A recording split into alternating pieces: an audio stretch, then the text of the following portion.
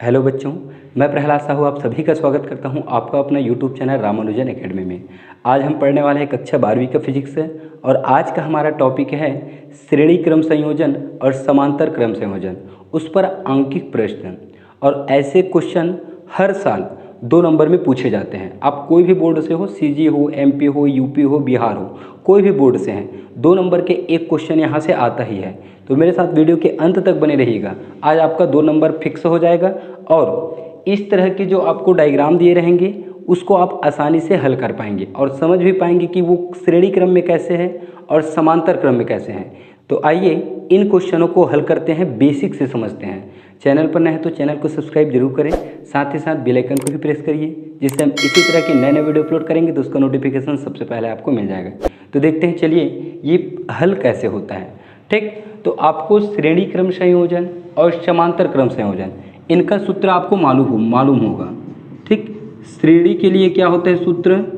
श्रेणी क्रम के लिए 1/c बराबर 1/c1, 1/c2 और 1/c3, ये फार्मूला बनता है। श्रेणी क्रम कुछ ऐसे जुड़ा था। ठीक, थोड़ा सा रिवाइज करा देता हूँ मैं आपको। कुछ इस तरह से जुड़ा था। ये आपका बिंदु ए रहता है और यहाँ पे आपका बिंदु बी रहता है। ठीक, और समांतर क्रम का सूत्र क्या होता है? समांतर क्रम ये होता है C = C1, C2 और ये C3। इनका फार्मूला कुछ इस तरह से होता है। इनका डायग्राम कैसे था? इनका डायग्राम कुछ इस तरह से था, इस तरह से, ये ऐसा था। इनके ऊपर हम व्यंजक बना चुके हैं, उसको आप नहीं देखे तो ज़रूर देखें उस वीडियो को। ये इस तरह से था। ठीक, ए और बी। अब समझे इसमें कैसे होता है। देखिए, श्रेणी क्रम संयोजन में जब आवेश यहाँ से जाता है तो किसी भी संधारित्र के एक ही प्लेट में जाता है। यहाँ से आवेश यहाँ जाएगा, उसके बाद प्रेरित होकर फिर यहाँ जाएगा तो फिर एक ही प्लेट में जाएगा। उसके बाद यहाँ से फिर प्रेरित होगा तो अगली बार भी एक ही प्लेट में जाएगा। मतलब श्रेणी क्रम संयोजन में आवेश जो है वो किसी भी संधारित्र के एक ही प्लेट में जाता है। तो हम कैसे पहचानेंगे? जब आवेश किसी संधारित्र के एक ही प्लेट में जाएगा तो वो श्रेणी क्रम में जुड़े रहेंगे। कौन से क्रम में रहेंगे? श्रेणी क्रम में। समांतर क्रम का देखिए, ये है डायग्राम। यहाँ से आवेश इनमें भी गया एक संधारित्र के पहले प्लेट में, यहाँ से इसमें भी गया दूसरे संधारित्र के पहले प्लेट में, यहाँ से इसमें भी गया तीसरे संधारित्र के पहले प्लेट में। अर्थात समांतर क्रम संयोजन में जो आवेश होती है वो तीनों के तीनों प्लेट में जाते हैं। जितने संधारित्र हो सभी प्लेट में जाते हैं, तो हम उसको कहते हैं समांतर क्रम। क्या कहते हैं? समांतर क्रम। चलिए समझते हैं अब फर्स्ट वाले डायग्राम को हम लोग।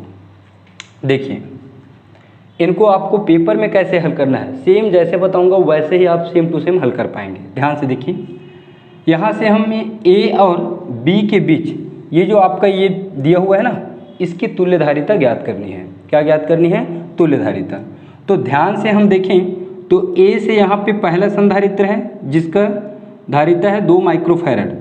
यहाँ से सिर्फ एक ही प्लेट में गया, लेकिन यहाँ से जाने के बाद तार निकल के इनमें भी गया और तार निकल के इनमें भी चला गया। गया कि नहीं गया? तो इनको आप छोड़िए कुछ समय के लिए और इनके पास चलिए। तो यहाँ से एक तार निकल के इधर भी गया और इधर भी गया। मतलब ये दोनों संधारित्र समांतर क्रम में हो गए। ठीक, देखिए यहाँ से आवेश आपका इधर भी गया और आपका इधर भी गया, तो बीच के 2 संधारित्र हैं, ये दोनों के दोनों किस में हो गए? समांतर क्रम में। आपको क्या बताया मैं? जब आवेश किसी संधारित्र के एक एक प्लेट में एक साथ जाते हैं तो वो समांतर होता है। तो यहाँ देखिए, यहाँ से आवेश इनमें भी गया और इनमें भी गया, तो ये और ये वो बीच के दोनों संधारित्र कौन से क्रम में हो गए? समांतर। यहाँ आप लिखोगे बीच के दोनों संधारित्र समांतर क्रम में है। समांतर क्रम में है तो तुल्य धारिता। समांतर क्रम का सूत्र क्या होता है? C = C1 + C2। यहाँ 2 ही संधारित्र मिल रहे हैं हमको, 2 माइक्रोफैरड और 2 माइक्रोफैरड, तो तुल्य धारिता हो जाएगा। इसको C' बोलते हैं हम लोग। पहला है 2 और सेकंड है आपका 2, तो C' का मान निकल के आ जाएगा 4 माइक्रोफैरड। क्या निकल के आ जाएगा? 4 माइक्रोफैरड।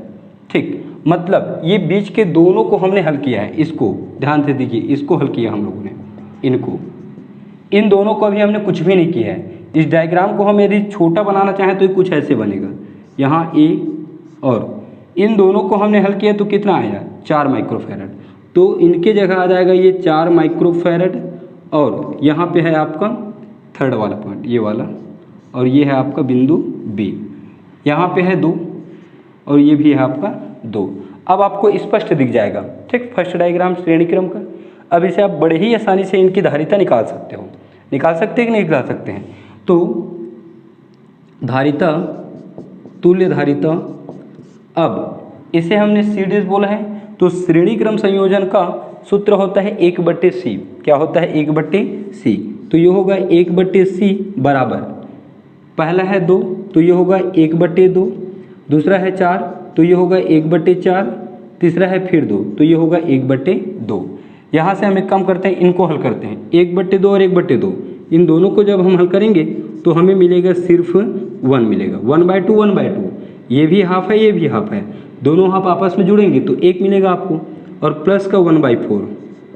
इनको फिर से हल करिए तो 1/c is equal to 4 Ekam 4 plus 1/4। यहीं पे बगल में हल करता हूँ मैं, 1/c इज इक्वल टू 4 और 1 5, 5/4, तो c का मान मिलेगा हमको 4/5, पलट दीजिए इनको, 5/4 को 4/5, तो इतने माइक्रोफैरड मिलेगा इनकी तुल्य धारिता। ये सेम आप बोर्ड पेपर में ऐसे बना सकते हो, इसे नहीं भी बनाओगे फिर भी चलेगा, बना दोगे तो बहुत अच्छा रहेगा, ठीक। अब चलिए समझते हैं सेकंड नंबर के डायग्राम को, इसको मिटा देता हूँ मैं, ठीक। ये सूत्र आप याद रखेंगे। इनमें देखिए हमें बिंदु पहले ढूंढना है, तो हमें किसके किसके बीच चाहिए, ए और बी के बीच, किसके बीच चाहिए, ए और बी के बीच। तो ए से एक तार निकल के इधर गया और बी से एक तार निकल के इधर गया, तो इसे आप छोड़िए अभी क्योंकि वो सिंगल है, उनको रख दीजिए। अब ए से एक तार निकल के इधर आया तो एक संधारित्र के पहले ही प्लेट में गया, फिर यहाँ से तार आगे बढ़ा तो ये भी एक ही प्लेट में गया, फिर यहाँ से आगे बढ़ा तो ये भी एक ही प्लेट में गया, और बी से आ रहा है एक ही प्लेट में। मतलब हम कह सकते हैं नीचे के तीनों संधारित्र श्रेणी क्रम में है। कौन से क्रम में है, श्रेणी क्रम में है, क्योंकि जब आवेश किसी संधारित्र के एक ही प्लेट में जाता है तो वह श्रेणी क्रम होता है। तो यहाँ हम लिखेंगे नीचे के तो तुल्य धारिता, तो तुल्य धारिता सूत्र क्या होती है तुल्य धारिता श्रेणी क्रम का, तो तुल्य धारिता सूत्र क्या होता है 1/c डैश ले लेंगे हम लोग। तुल्य धारिता इन तीनों का, ठीक, यहाँ से लेके ये पूरा नीचे का, ये तीनों श्रेणी क्रम है, ये तीनों के तीनों 1/2 1/2 1/2 1/2 1/2 और ये 1/2, तो 1/c dash is equal to मिलेगा आपको 1/2 1/2 1/2, टोटल कितना होगा 3/2, तो सी डी इसका आंसर मिलेगा आपको 2/3। क्या मिलेगा 2/3। इस डायग्राम को हम यदि फिर से बनाना चाहें तो ऊपर का तो सेम रहेगा आपका, ये ए और यहाँ पे था ये बी, ठीक, ये बी और ये है आपका ए, इनके बीच में है 2 माइक्रोफैरड का, और इन तीनों को जब हमने हल किया तो 2/3 आया, यहाँ लगा दो 2/3। अब कोई भी देख के बता सकता है कि ए से आवेश इनके भी पहले प्लेट में और बी से इनके भी पहले प्लेट में, इधर से भी इनके भी पहले प्लेट में और इधर से इनके ही पहले प्लेट में। तो सिंपल सी बात है, जब आवेश सभी संधारित्र के एक एक प्लेट में जाते हैं तो वहाँ पे समांतर क्रम होती है, यहाँ से आवेश इसमें भी गया इसमें भी गया, लेकिन ये भी क्या है बी, इनका भी एक ही प्लेट से जुड़ा हुआ है, देखिए। तो ये सिंपल सी बात है, कौन सा क्रम है, समांतर क्रम। तो तुल्य धारिता, तो तुल्य धारिता, अब आप सीधा सी लेंगे, सी इक्वल टू, समांतर क्रम में दोनों जुड़ते हैं तो 2 + 2/3, तो सी इक्वल टू 3 दूनी 6, 6 और 2 8/3 माइक्रोफैरड, इतना आंसर आएगा, ठीक।